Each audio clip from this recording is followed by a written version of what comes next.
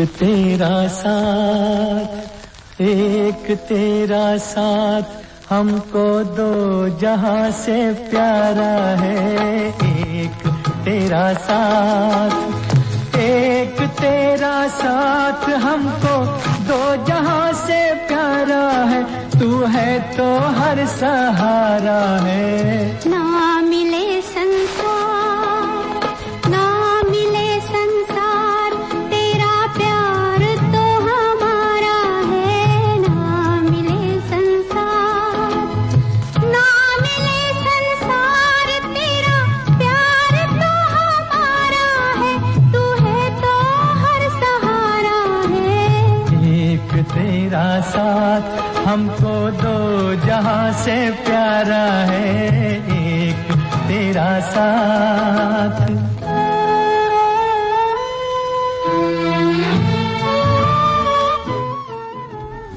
102.1 FM पर मैं हूं भानु पुरोहित। आज डॉक्टर महेंद्र भटवा FM पेरिसिया में मुलाकात वाला प्रोग्राम शुरू करना है। आज से कुछ ऐसे लोग आएंगे जिन्होंने अपने फील्ड में बहुत कुछ किया है और दूसरों को कुछ बता सकते हैं, कह सकते हैं, बल्कि कहें कि लोगों को प्रेरणा दे सकते हैं। तो उसी क्रम में पहला प्रोग्राम हमारा है। आज हमारे साथ है जोधपुर के जाने माने आर्किटेक्ट श्री रवि जैन। रवि, बहुत स्वागत है आपका। नमस्कार सर। नमस्कार। कैसे हैं आप? एकदम बढ़िया सर। भाई, मैं पहले सर्दी की बात भी पूछता हूँ। सर्दी कैसे लग रही है आपको या ठीक ठाक है? आज थोड़ी सर्दी है, बाकी तो माहौल एकदम अच्छा हो रखा है अभी। जी रवि जी, क्या ऐसे मौसम में जैसे हम लोग तो ये करते हैं कि सुबह हलवा हो जाए, फिर पकोड़े हो जाए, फिर गर्मा गर्म चाय हो जाए, तो ऐसा शौक भी आप रखते हैं? बिल्कुल सर, आप ही की तरह हम लोग भी ये सारे शौक रखते हैं। वही आपकी फिटनेस देख के लगता है कि फिटनेस पर थोड़ा ज्यादा ध्यान दे। रवि, अपने बारे में बताइए ना, कहाँ के हैं और पढ़ाई वढ़ाई कहाँ की आपने? सर बेसिकली मैं जोधपुर से ही हूँ एंड सिटी से बिलोंग करता था एंड अब हम लोग देवनगर में रह रहे हैं एंड स्टडीज मैंने स्कूलिंग जोधपुर से की हुई है एंड हमने फिर उसके बाद में आर्किटेक्चर जो है जयपुर से किया हुआ है, आयोजन स्कूल ऑफ आर्किटेक्चर से। जी, मतलब ये डिग्री वहां से आपने? जी, 5 ईयर डिग्री कोर्स है ये। अच्छा, वो हमने जयपुर से किया था। तो यही से बात शुरू करते हैं रवि, कि अगर कोई यूथ ये डिग्री लेना चाहे तो क्या इसके लिए कोई प्री टेस्ट होता है, प्री एग्जाम होता है, या उसके लिए कोई खास सब्जेक्ट चाहिए? जी बिल्कुल, ये मैं बताना चाहूंगा सबको कि इसके लिए भी जैसे इंजीनियरिंग के लिए एग्जाम्स होते हैं वैसे आर्किटेक्चर के लिए भी एग्जाम होते हैं। जैसे AIEEE हुआ, RPET होता है उसके अंदर, और इसके अलावा एक हमारा नेशनल एग्जामिनेशन आर्किटेक्चर का अलग से होता है। अच्छा, तो ये एग्जाम जो क्लियर कर लेता है उसके बाद में उसकी अकॉर्डिंग टू उसकी रैंकिंग उसको प्लेसमेंट्स मिलते हैं कॉलेज के अंदर, कि अगर अच्छी रैंकिंग है तो NIT कॉलेजेस में मिल जाएगा, उसके अदरवाइज कम है तो जो रीजनल कॉलेजेस हैं उसके अंदर वहां पे जैसा उसका नंबर आएगा। एंड ये 5 ईयर कोर्स है सर जी। एंड तो 12th किस मीडियम में होना चाहिए इसको? 12th में क्या क्या सब्जेक्ट हो तो उसमें अपीयर हो सकता है? बेसिकली कंप्यूटर साइंस, मतलब मैथ्स होना चाहिए उसके पास में, तो तब वो साइंस के बैकग्राउंड वाले जो होते हैं उनको ये एग्जामिनेशन के लिए होता है। जी। अच्छा, ये जो डिग्री है 5 ईयर डिग्री जी, इसमें क्या सिर्फ ऐसे थ्योरी पढ़ाई जाती है या उसके बाद कुछ प्रैक्टिकल भी आपको दी जाती है? दोनों तरह के इसमें सब्जेक्ट्स हैं सब, थ्योरी भी रहता है, प्रैक्टिकल भी रहता है एंड उसके बाद में साइट्स का भी इसमें नॉलेज के लिए ऑन साइट गोइंग प्रोजेक्ट्स भी हमारे को स्टडी करने पड़ते हैं। हम लोगों को कुछ प्रोजेक्ट्स डिजाइन करने पड़ते हैं कॉलेजेस के अंदर ही, तो वो हम लोग पूरा रिसर्च करके पूरा डिजाइन करते हैं। तो वो जो प्रैक्टिकल होता है जी, ऑन साइट आप जाते हैं जी, तो वहां आपको क्या कुछ पढ़ाया जाता है या दिखाया जाता है? सिर्फ केस स्टडीज करनी होती है सब। जैसे आज आपका ये रेडियो स्टेशन है, अगर हमको रेडियो स्टेशन डिजाइन करना है तो हम ऐसे काफी सारे रेडियो स्टेशन को केस स्टडी करेंगे। अच्छा। उसका प्रोसेस समझेंगे, प्रोसेस समझ के उसके अंदर जो कमियां हैं उसको और अच्छे से हम लोग प्रोजेक्ट आउट कर सकते हैं, वो हम लोग डिजाइनिंग करते हैं। उसकी रिक्वायरमेंट समझनी पड़ेगी हमें, तो केस स्टडी इसलिए की जाती है सर जी। और उसके बाद कुछ आपको सबमिट करना होता है फाइनल में? पूरा हमें एक, जब हमारा 5 ईयर कोर्स कंप्लीट हो रहा होता है तब हमें एक थीसिस करके एक पूरा प्रोजेक्ट डिजाइन करना होता है हमारा। एंड थीसिस के लिए हमें हमारी कोई बहुत बड़ा सब्जेक्ट हमें लेना पड़ता है। जैसे कोई एक आप कहेंगे तो कम्युनिकेशन सेंटर बना दिया हमने पूरा। अच्छा।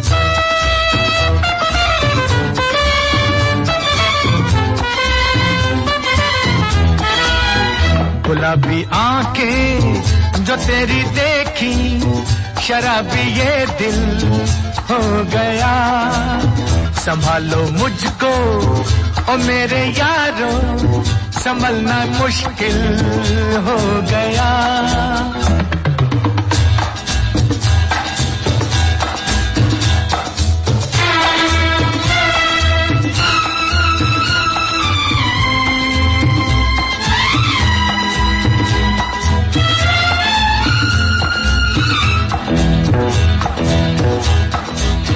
दिल में मेरे ख्वाब तेरे, तस्वीरें जैसे हो दीवार पे। तुझ पे फिदा मैं क्यों हुआ, आता है गुस्सा मुझे प्यार पे। मैं लुट गया मान के दिल का कहा, मैं कहीं का ना रहा, क्या कहूँ मैं दिलरुबा। बुरा ये जादू तेरी आंखों का, ये मेरा कातिल हो गया। गुलाबी आंखें जो तेरी देखी, शराबी ये दिल हो गया।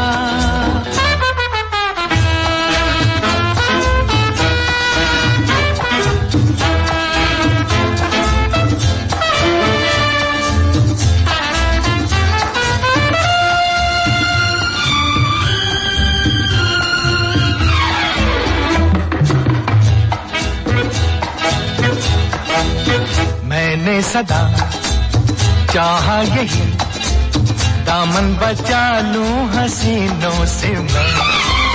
तेरी कसम ख्वाबों में भी बजता फिरा नाज़नीनों से मैं।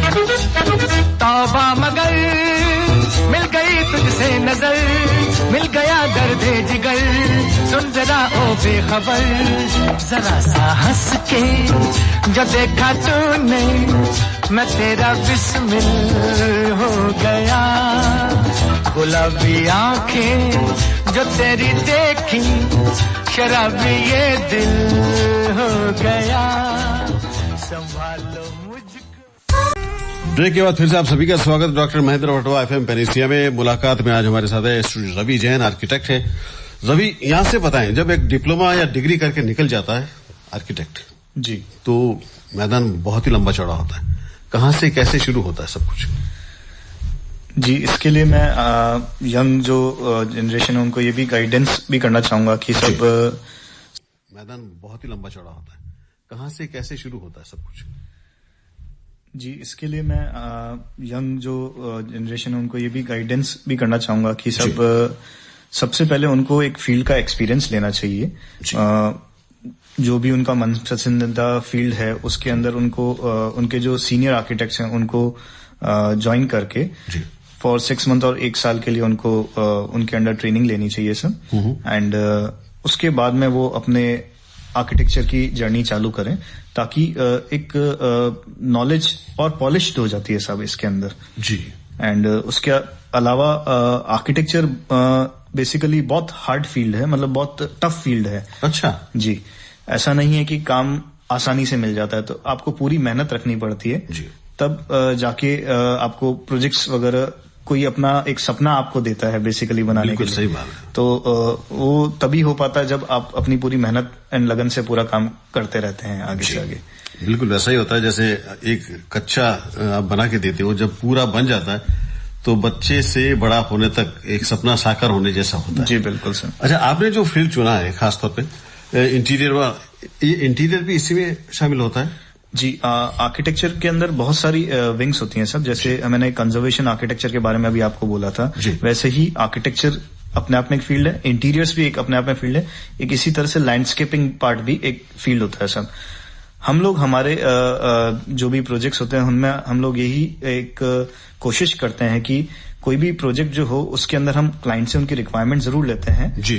उसके अलावा हम लोग ये पूरा ध्यान रखते हैं कि उसमें लाइट, वेंटिलेशन एंड जो नेचर का उसमें इनकॉर्पोरेशन हो सके जी। जो एनवायरमेंट है उसको हम कैसे उसके अंदर इनकॉर्पोरेट कर सकते हैं, उसका भी हम लोग बहुत ज्यादा ध्यान रखते हैं। वो बेसिकली लैंडस्केपिंग डिजाइन हो जाता है जो कि आर्किटेक्चर के साथ साथ में हमें डिजाइन करना चाहिए। जी, उसके बारे में थोड़ा सा और विस्तार से मैं जानना चाहूंगा कि क्या जैसे हवा के लिए आप क्या करते हैं, रोशनी के लिए क्या करते हैं, या दिशा खासतौर पे आजकल तो वास्तु भी इसमें शामिल हो गया है। जी, वास्तु बेसिकली एक लाइट एंड वेंटिलेशन की साइंस है सब। इसके जो नियम जो बनाए हैं वो इसी को ध्यान में रखते हुए बनाए गए हैं कि लाइट एंड वेंटिलेशन घर में बहुत प्रॉपर होना चाहिए। तो हम लोग हमारे प्रोजेक्ट्स में कोशिश यही करते हैं कि वो हम पूरा फॉलो करें, ताकि घर में अगर पॉजिटिविटी रहेगी तभी रहने वालों को उनका आनंद आ पाएगा। तो हम लोग वास्तु भी फॉलो करते हैं, नेचुरल लाइट एंड वेंटिलेशन को किस तरह से इनकॉर्पोरेट कर सके वो हम पूरा फॉलो रखते हैं सर, एंड नेचर का भी उसमें व्यू रहे वो हम पूरा ध्यान रखते हैं उसमें। अच्छा, इसके अलावा जो आप एक शब्द मुझे बड़ा नया लग रहा था मुझे आर्किटेक्ट को लेकर, मैरिज गार्डन भी आप डिजाइन करते हैं सर? जी बिल्कुल, मैरिज गार्डन क्या ध्यान में रखा जाता है उसमें? मैरिज गार्डन में मेन डिजाइनिंग सब लैंडस्केपिंग एरियाज की डिजाइनिंग आ जाती है सब, क्योंकि एक उसमें बिल्डिंग पार्ट तो होता ही है डेफिनेटली, बैंक्वेट हॉल्स भी बनते हैं, उसके अंदर छोटे रेस्टोरेंट्स भी बनते हैं, देन उनके अंदर रूम्स भी बनते हैं काफी सारे मैरिज गार्डन में। वो एक बिल्डिंग पार्ट तो हो ही गया। उसके अलावा जो मेन गार्डन एरिया होता है, जो पार्टी एरिया कह सकते हैं या जो मैरिज फंक्शन के लिए जो एरिया कह सकते हैं, वो एरिया का डिजाइन भी बहुत ज्यादा इंपॉर्टेंट होता है। उसमें ग्रीनरी को बहुत ज्यादा ध्यान में रखना पड़ता है, उसके अंदर लाइटिंग डिजाइन बहुत अच्छे से करनी पड़ती है हमें। मेजर यही इसके अंदर डिजाइनिंग में एक और चीज रहती है, आउटलेट सिस्टम जो होता है। जी, सर्विसेज एक बहुत इंपॉर्टेंट फैक्टर हो जाता है सारी की सारी डिजाइनिंग का। आप मैरिज गार्डन ले लीजिए, आप होटल्स ले लीजिए, सबके अंदर सर्विसेज डिजाइनिंग बहुत ज्यादा इंपॉर्टेंट रहती है। किचन डिजाइनिंग इसमें बहुत मेजर फैक्टर होता है सर। उसका फ्लो ऑफ वर्क जो होता है वो उसको डिजाइन करना बहुत ज्यादा इंपॉर्टेंट होता है। उसका थोड़ा सा आप विस्तार से बताइए ना कि भाई लोगों का आना जाना या जो रसोई में जो काम करेंगे उनका निकलना जाना वैसा रहेगा, जो हमारे गेस्ट की एंट्री होती है और जो हमारी सर्विसेज की एंट्री होती है वो कभी हमारी कॉन्फ्लिक्ट नहीं करनी चाहिए। वो एकदम सेपरेट होती है, और जो भी वर्किंग होती है वो गेस्ट को पता भी नहीं चलनी चाहिए। तो इस तरह से हमारे को ये डिजाइन करना पड़ता है। उनका राइट फ्रॉम लोडिंग से लेके अनलोडिंग तक का पूरा जो सिस्टम रहता है वो एकदम इनविजिबल होना चाहिए सब। तो उसको हम लोग ध्यान में रखते हैं। उसके अलावा जो सर्विसेज पार्ट के अंदर अगर हम बात करें तो किचन बहुत एक इम्पोर्टेंट फैक्टर होता है। किचन प्लस किचन का ड्रेनेज हुआ या किचन की वॉशिंग हुई, उसके साथ में जो किचन में वर्कर्स होते हैं उनके लिए रहने के लिए एरियाज, प्लस उनकी जो वॉशरूम्स वगैरह सब डिजाइन करने पड़ते हैं। तो वो एक सर्विसेज वाला पार्ट मेजर मैरिज गार्डन के अंदर एक आता है। उसके अलावा गेस्ट के भी सर्विसेज के लिए हमें ये सब कुछ डिजाइन करना पड़ता है। उनका भी वॉश एरियाज वगैरह सारे डिजाइन करने पड़ते हैं। लैंडस्केपिंग के अलावा ये सब चीजें भी उसमें डिजाइन करनी पड़ती है। रवि, जब कोई अपना नया मकान बनाता है जी, तो सबसे पहला चरण उसका जैसे आपसे कंसल्ट करता है, तो पहला स्टेप क्या होता है आपका? सर, उन्हें जब भी अपना मकान डिजाइन करना है तो उन्हें ये क्लैरिटी जरूर होनी चाहिए कि मुझे चाहिए क्या। लोग अगर ये चीज नहीं जानते हैं तो फिर क्या होता है कि सब उनको वहां रहना है, उनके हिसाब से वो डिजाइन नहीं हो पाता है। तो बेसिक रिक्वायरमेंट्स उनकी क्या है वो उनको पता होनी चाहिए। जी, आप भी पूछ लेते हैं? बिल्कुल, हम लोग पॉइंट टू पॉइंट सारा क्या पूछते हैं आप जैसे उनसे? जैसे घर में रहने वाले लोग कितने हैं जी, उनके अंदर एज ग्रुप्स क्या क्या हैं। अगर पेरेंट्स हैं तो पेरेंट्स का हमें उस तरह से डिजाइन करना पड़ता है, थीम वगैरह उस पॉइंट ऑफ व्यू से लेना पड़ता है। यंग यूथ है अगर तो उसके पॉइंट ऑफ व्यू से हमें डिजाइन करना पड़ता है। अगर बच्चे हैं, छोटे बच्चे हैं तो उनको ध्यान में रखते हैं हमें रूम्स को डिजाइन करना पड़ता है और स्पेसेस को डिजाइन करना पड़ता है। तो सबसे पहले हम लोग उनकी फैमिली के बारे में जानते हैं। उसके बाद में उनकी रिक्वायरमेंट्स अगर वो बता पाते हैं तो ठीक है, नहीं तो अदरवाइज हम लोग पॉइंट टू पॉइंट उनसे डिस्कस करते हैं, जैसे कि पूजा रूम रिक्वायर्ड है या नहीं है, कि पार्किंग कितनी कार्स की रिक्वायरमेंट है। तो वो सब लोग हम ऐसे सेट ऑफ क्वेश्चंस होते हैं वो हम लोग पूछते हैं, जिससे हमें पता चल जाता है कि आपको क्या रिक्वायरमेंट है सर। जी, तो मतलब सारा एक तरह से फॉर्म फुलफिल करने जैसा होता है। बिल्कुल, एक तरह से पूरा रिक्वायरमेंट की शीट हम A to Z ले लेते हैं। अगर हम आपकी रिक्वायरमेंट नहीं जान पाएंगे तो हम आपके लिए कैसे डिजाइन कर पाएंगे सर? सही बात है, तो वो चीज हम लोग पूरा कोशिश करते हैं सर। अच्छा रवि, जब आप डिजाइन करते हो, जैसे अभी आपने पूछा कि छोटे बच्चे पूछ लिए, इतने स्टडीज कितनी बनेगी वो पूछ लिया जी, तो ये जो आपका कैलकुलेशन होता है 5 साल 10 साल 20 साल कितने सालों के लिए दिमाग में रख के करते हैं सर? हम लोग 10 इयर्स मिनिमम सोच के चलते हैं कि जो भी एक रूम का इंटीरियर हो रहा है वो एक पर्सन मिनिमम 10 इयर्स के लिए उसको एंजॉय करना चाहेगा जी। उसके बाद में अगर एज ग्रुप चेंज हो जाता है तो उनको लाइकिंग्स कुछ और हो जाती है, तो फिर वो उसको उस पॉइंट ऑफ व्यू से वापस डिजाइन करना पड़ता है सर। जी, वापस एक बार रीडिजाइन होता है सारा कुछ? यूजुअली लोग करवाते हैं सब, करवा लेते हैं जी। अभी जो ये जोधपुर में मेंटेलिटी ऐसी कुछ हो गई है लोगों की? डेफिनेटली सर, लास्ट सर हमने 2008 से वर्किंग चालू किया था जी। एंड मैंने काफी फील्ड में चेंज होते हुए देखा एंड अब यहाँ पे बिना आर्किटेक्ट, बिना इंटीरियर्स की कंसल्टेशन के अलावा लोग आगे भी नहीं बढ़ते अपने प्रोजेक्ट्स के अंदर सर। जी, डेफिनेटली बहुत बड़ा चेंज आया है सर जोधपुर सिटी में भी। मेट्रोज में तो सीधा चलन है रवि फ्लैट्स का है, तो बड़ी छोटी जगह में बहुत मल्टी यूजेस जो कहते हैं जी उनका, तो क्या ये थियरी भी अब धीरे धीरे जोधपुर में आ रही है या इसको आप इस्तेमाल करने लग गए हैं? मेट्रोज में सब इसका जो चलन है वो इस कारण से है सब कि वहां पे हॉरिजॉन्टल सिटी एक्सपेंड नहीं हुआ है जी। अभी जोधपुर के अंदर बेसिकली हॉरिजॉन्टली काफी स्कोप है सब अभी है जी। जी, तो मैं अभी जब तक ये सजेशन अगर हम पर्सनल लेवल पे पूछें तो जब तक सिटी आपकी हॉरिजॉन्टली डेवलप नहीं होती तब तक वर्टिकली डेवलप नहीं होनी चाहिए सर। अच्छा, तो अभी अपना सिटी का एक्सपेंशन जो है वो सर्कमफ्रेंस ही बहुत ज्यादा नहीं है। जब ये एक्सपेंड पूरी हो जाती तब डेफिनेटली फ्लैट का चलन जोधपुर में भी बहुत अच्छे से चलेगा। हाँ, जो इनर सिटी वाला पार्ट है बेसिकली जो B road, C road and यहाँ पे कंजेशन बहुत ज्यादा हो गया है, तो यहाँ पे डेफिनेटली अपार्टमेंट्स वगैरह की रिक्वायरमेंट है। बट ओवरऑल जो हम मेट्रोज में जो फ्लैट्स के अंदर हम एंजॉय नहीं कर पाते हैं वो हम लोग हमारे यहाँ पे सिटी में एंजॉय इसलिए कर पाते हैं क्योंकि हमारे पास खुलापन है जी, बिल्कुल सही। वो चीज वहां पे नहीं एंजॉय कर पाते हैं। हमारे पास ये स्कोप है तो डेफिनेटली हमें हमारा अभी हॉरिजॉन्टल एक्सपेंशन ज्यादा करना चाहिए सर। जी, रवि सिटी में घर है किसी का जी, मतलब ठीक है मध्यम क्लास का घर है, अब वो उसको दोबारा बनवाना चाहता है या फ्लैट बनवाना चाहता, तो भी क्या ये संभव है? फ्लैट बनाने के लिए 3-4 स्टोरी इसमें बना ले, एरिया तो वही रहेगा जी। तो अगर ऐसा कुछ प्लान किसी का होता है जी, जिसमें आप तो पार्किंग चाहिए, क्योंकि आज से 20 साल पहले 25 साल पहले इतनी गाड़ियों का चलन नहीं था जी, लेकिन अब बड़ी गाड़ियां भी चाहिए उनको, तो छोटा एरिया इंटीरियर सिटी कुछ है ऐसा नक्शा अगर हो सकता है संभव तो बताएं। डेफिनेटली सब हो सकता है, आपका अगर कभी भी कराना हो तो हमें बताइएगा जरूर सर। जी, मतलब संभव है कि ऐसा बिल्कुल हो सकता है सिटी में भी। बिल्कुल। तो क्या बेसिक क्या चाहिए उनको, पार्किंग एरिया वगैरह भी आप दे पाते हैं उसको? बिल्कुल, अगर वहाँ पे रोड का एक्सेस है तो डेफिनेटली अपन दे सकते हैं उस चीज को। हमने अभी सिटी के अंदर basically G+5 structure, G+4 structure design किए हैं। अच्छा, जो बेसिकली सिर्फ शॉप और फर्स्ट वन फ्लोर पे ही था बिल्डिंग। मेरा यही सवाल। बिल्कुल, उसको हमने पूरा नींव से लेके पूरा G+4 तक का डिजाइन किया हुआ है। पुराना बिल्डिंग को रखते हुए उसके साथ में कैसे नए कॉलम्स ऐड करके स्ट्रक्चर पुराना भी रह जाए और उसके साथ में नया स्ट्रक्चर भी बन जाए, क्योंकि उसको स्ट्रेंथ भी देनी पड़ेगी अगर आप मल्टीपल फ्लोर्स में जा रहे हैं। बिल्कुल बिल्कुल जी, तो ये किया जा सकता है डेफिनेटली जी, यानी कि ये संभव है। बिल्कुल, कुछ लोग चाहते हैं कराना करवाना या मन में रहता है कि भाई शहर में रहते रहते सारी कुछ कैसे होगी, लेकिन ये आपने अच्छा बताया कि ये भी संभव है। बिल्कुल। एक होटल जब आती है आपके निर्माण के लिए जी, तो क्या क्या चीजें आप सोचते हैं? सर, होटल के अंदर सबसे पहले तो हम उनकी जो लैंड एरिया है वो हम लोग समझते हैं उनका क्या है। उसके बाद में उसके अंदर जो एज पर नॉर्म्स जो हम लोग बिल्टअप या जो हम लोग एरियाज डिजाइन कर सकते हैं वो हम लोग एक एरिया स्टडी करते हैं जी।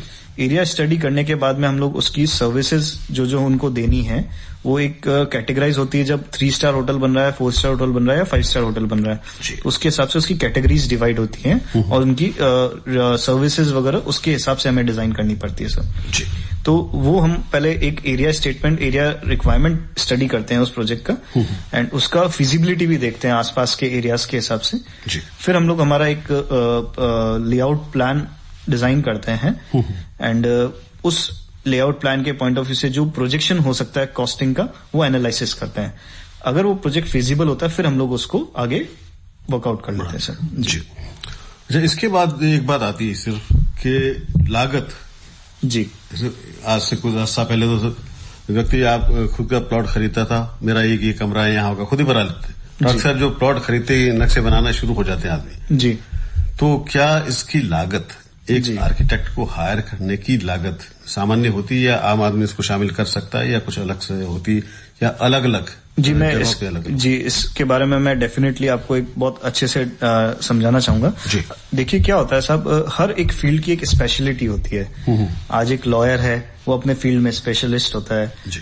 इसी तरह से डॉक्टर अपने फील्ड में स्पेशलिस्ट होता है, इसी तरह से आर्किटेक्ट अपने फील्ड में स्पेशलिस्ट होता है सर। तो क्या होता है साहब कि घर बन सकता है, खर्चा उतना ही आएगा, बट उसको व्यवस्थित वे में कैसे डिजाइन किया जा सकता है, वो हम लोगों का फील्ड है सर। तो पैसा तो उतना ही लगेगा और वो तरीके से लग जाएगा सर जी। ये हमारा स्पेशलाइजेशन। मतलब अगर एक आर्किटेक्ट इसमें शामिल हो जाता है जी तो डेफिनेटली खर्चा उतना ही आने वाला है जितना आपको प्रोजेक्ट में आने वाला था जी, बट उसको हम व्यवस्थित वे में डिजाइन कर सकते हैं जी। ये चीज यानी कि भूमिका रहती है। अच्छा, निर्माण शुरू होने से पहले तक आपका रोल होता है या पूरा बन जाने तक? कोई नक्शा बना के आपने दे दिया, यहाँ ये होगा, यहाँ ये होगा, यहाँ ये होगा, मैंने आपकी भूमिका? बिल्कुल, आपको अपन पहले भी डिस्कस कर रहे थे, तब यही मैंने आपको बात कही थी कि हमें नींव के स्टार्ट होने से पहले से लेके जब तक पर्दा नहीं लगता है तब तक हमारी भूमिका रहती है सर। अगर हम वो नहीं ध्यान देंगे तो आपके सपनों का हम घर या जो भी हम जगह बनाना चाहिए वो हम नहीं बना पाएंगे प्रॉपर वे में। तो हमें पूरा ध्यान रखना पड़ता है, यानी कि पर्दा लगने तक इंटरफेयर रहता है। बिल्कुल सर। अच्छा रवि, जो नए इसमें स्टूडेंट आना चाहते हैं, इस फील्ड में आना चाहते हैं जी, उसके लिए कुछ कहना चाहेंगे आप कि उनको क्या ध्यान रखना चाहिए, कितनी मेहनत चाहिए? बिल्कुल, डेफिनेटली इस फील्ड के अंदर जो भी अगर आना चाहें तो उनको ये पूरा अपने आप को मानस बनाना पड़ेगा कि 5 साल उनको पूरा डेडिकेटेडली वर्किंग करनी पड़ेगी। एंड जो आर्किटेक्चर फील्ड होता है सर, उसमें इतनी ज्यादा डिटेलिंग वाला काम होता है पढ़ाई के टाइम पे भी कि आप मान के चलिए कि 4 साल हमें सोने को नहीं मिलता था, इस तरह की पोजीशन थी। अच्छा जी। तो it's a very tough field. मैं डराना नहीं चाहूंगा बट मैं एजुकेट करना चाहूंगा कि it's a very tough field and one has to be very dedicated for if he want to pursue architecture and interiors. जी। चलिए रवि, बड़ी अच्छी बातें और कुछ बातें अभी बाकी रह गई, सोचते हैं कि अगली मुलाकात के लिए उनको बाकी रख दें। जी। फिलहाल श्री रवि जैन, आज आप इस मुलाकात प्रोग्राम में पधारे, आपका बहुत बहुत धन्यवाद। Thank you sir.